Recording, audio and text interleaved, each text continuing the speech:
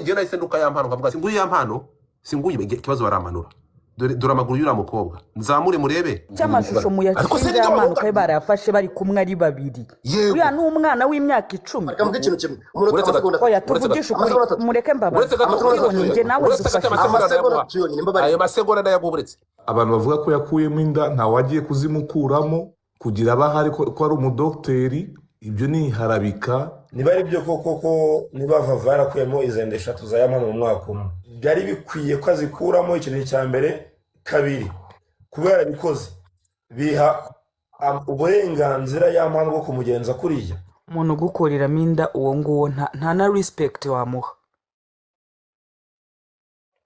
umuntu wagukuriramo inda nta na respect akwiye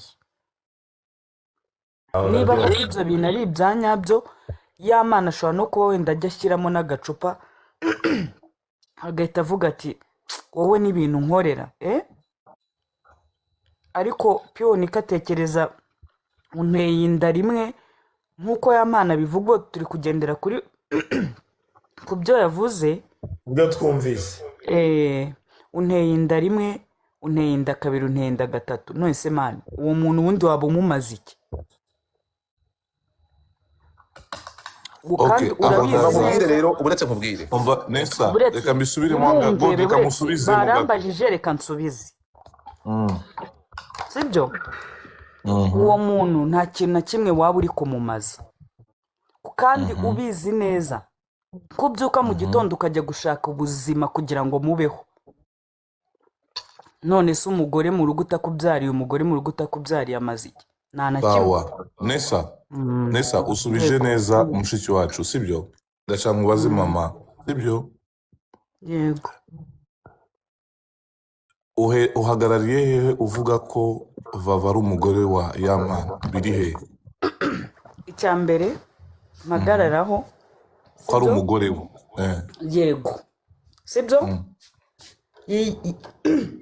nigeze kumva bamuvugisha aravuga ngo ni fiyanse ngo ntabwo ari umugore we ni fiyanse ntabwo yavuze ko ari umukunzi we yego ni umukunzi we iyo aba ari umukunzi we rero ntabwo umukunzi ahaguruka ngo ajye kuba mu rugo rw'umusore yari kuguma iwabo narinzi ko ugiye kuvuga ibindi ariko wapi ntafata ese nkubeshye no listen to me ariko se abantu zabagirana listen to me we nesa mani mujye musuka no mu gihugu murebe the right standard y'ahandi kumuvinga nibi no abantu muretse gato abantu bamuvinga none ibyo bintu bya kera byo muri antikite mujye mubireka na garantikite niba magurutse nkazi wawe woya icyumweru urarana dusangira twambarana ariko se ntabwo ushobora gukoresha internet ngo urebe kumuvinga in ni ibintu biri normal muri isi y'uyu munsi tuvana mu 92 n'inda ziramuvinga ntega amatwi ubwo nyine ni indaya nesa ntega amatwi hano ntabyo nzi ntega amatwi ariko sinazi icyo moziti we ntega amatwi nesa ndakubwiye mu bazungu umuntu agira imyaka tuvuga kuri option ya y'amano ntega amatwi ndashaka kugira kino kintu ntega amatwi so no kuvuga ngo ikintu mugomba kumenya ntabwo kugeza aya masaha kumuvinga in umuntu abahindutse umugore wundi hallo ntabwo tugarukire kuri icyo kintu muretse gato tugaruke kuri kiriya kintu nubwo abakuru ufite ari ibintu byambaye nawe tukaba dusangira twambarana ntabwo kumubyarira ari itegeko ntabwo ibintu tutegeko umuntu akubyarira uri kunyumva kubyara ni amahitamo uretse gato wenda ari kuri igitangaza kabisa niba udakeneye kubyara witwita wimena amaraso y'umuntu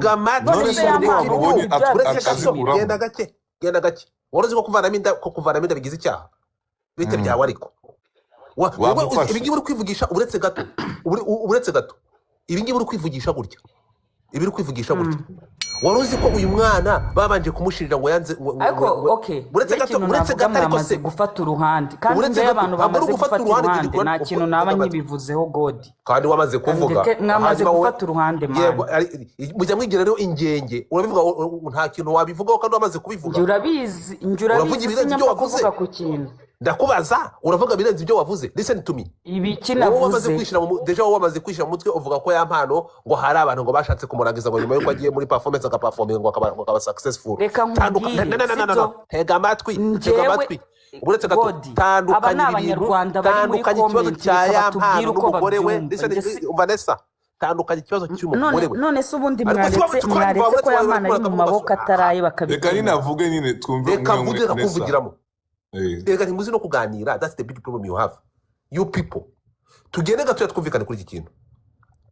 Uri kuzamura ijwi ntabwo ushaka kumva point. Ndaguha umwanya uvuge nkumvi. Tega amatwi hano wumve. Ngiye tolerance, ngiye mu bantu izo mentality ufite nibyo nagize kuva ku munota wa mbere mpaguruka nkavuga ngo ya mpano mureke tumushake kutabera. Harimo kumugambanira. Urabyibuka ni njyewe nazanye amakuru yuko yaragiye kujya kuririmba mu Bufaransa. Yabonye ikiraka agiye kujyana na Ruti Joel igihe cyabakoresheje interview. Ndavuga ya mpano yagambaniwe. Urabyibuka? Narifite mentality nk'izi zawe. Ntabwo ushaka kubyumva. Ndavuga ntabwo nakwemera ko ni gute umuntu bashobora kumugambanira. Urabyibuka? Namagana abantu uvuga ngo ya mpano yagambaniwe. Ariko byaje kugaragara. Niba ubyibuka ndavuga nti uyu muntu akeneye ubutabera ni gute abantu babikoze. Baravuga ngo ndashaka gufungisha Pazo, ngo ndashaka gufungisha abajihadi. Murabyibuka? Aha n'abantu baranyikoma. Bangita ngo nigire gushaka abantu bafungwe. Ibi ni kukubwira nanjye nari mfite ibyo bintu numva ko ya mpano bari kumugira ishyamba. Urimo kunyumva? Ariko noneho Nessa ikintu utabona.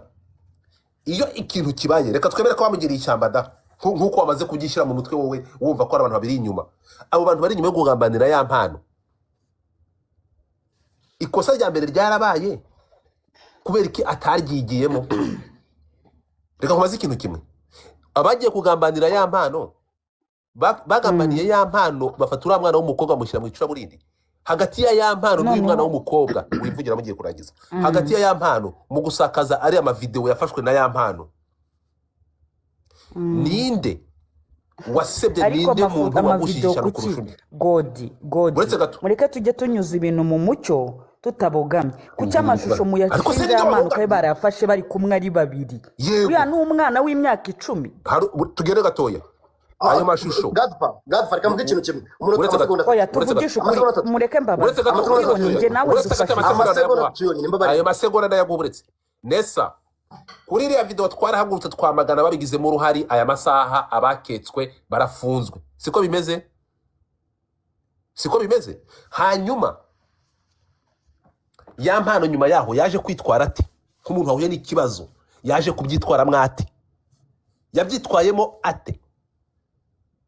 None ko nkuko tubizi muri la video isohoka ba victime bari abantu babiri yari ya mpano na Vava. Ni gute aya masaha ba victime harimo ibibazo nk'ibi ngibi turi kubona hagati yabo kandi bombi bari ba victime. Godfather hari stafaka pugiye kurangiza aha hantu ndashaka kugira ngo byumve Nessa. None se tuvuge ko uyu mukobwa wavuze ko bamukoresheje uriya mukobwa baramukoresheje ajya kugaragaza ubwambure bwe hanze baba bamwishyuye iki? Bivuze ngo uyu mukobwa ntabwo akiri victime.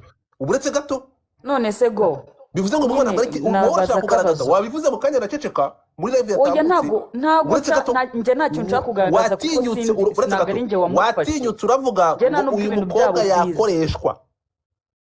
Siko wavuze Nessa ugeze aho uretse gato nakubaza utinyuka gufata igitsina gore kuva kuri mwana yakoreshwe kugira ngo cyubwambure bwe hanze. Nakubaza nyine nakubaza umwana w'umukobwa yarakoresheje kugira ngo ubwambure bwe bujye hanze yandagaye. Ya mpano watweretse buretse akavido ka ya mpano watweretse ahagaze yambaye buretse mureke mbabaze abantu muri hano mutubwire akavido ka ya mpano watweretse ya mpano ahagaze yambaye ikabutura yambaye igituza ibyo yarari gukora nawe urabizi ibyo wavuga watubwiye yarari gukora kari akavido ko nabonye ari akavido kabereye mu rugo turiya tuvideo ni ndakubwira ntabwo ari imwe reka bigusobanurire ese ya mpano hajemo gukubita umugore hahita hikubitamo na buriya video bwose watweretse. Reka ngusubize rero mani showbiz nyimazemo big time bana showbiz mu matwi bana showbiz umugore mu matwi bwa showbiz reka ngusobanurire ndaba mutinze mute your mic ngo mugerekeho urusyo mute your nonsense mic uramutinze uri kuvuga ubugoryi reka nze ngusobanurire uretse gato nta kibazo ubwo n'abanyarwanda bari hano muri comment wavuze ko amutize ngaho ceceka Showbiz mugiye gufata umuntu arafata umuntu iyo showbiz suri kimuntu kujya kugonga undi ni showbiz ki showbiz ifata umuntu kujya kugonga umuntu hanyuma sura motari yaragiye kuziriki hanyuma